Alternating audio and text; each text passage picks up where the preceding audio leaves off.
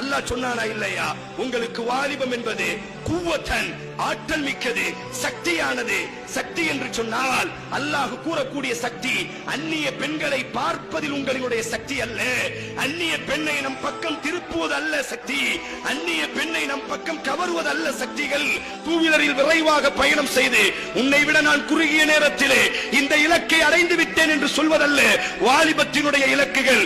இல்லை, ஒரு மணி நேரத்திற்கு இத்தனை தம்முகளை நான் ஊதிக்கொண்டிருப்பேன், இதுதான் எனது வாலிபத்தினுடைய சக்தி என்பதாக நீ நினைப்பாய் என்று சொன்னால் அல்லாஹ் அந்த வாலிபத்தினுடைய சக்தியை பேசவில்லை.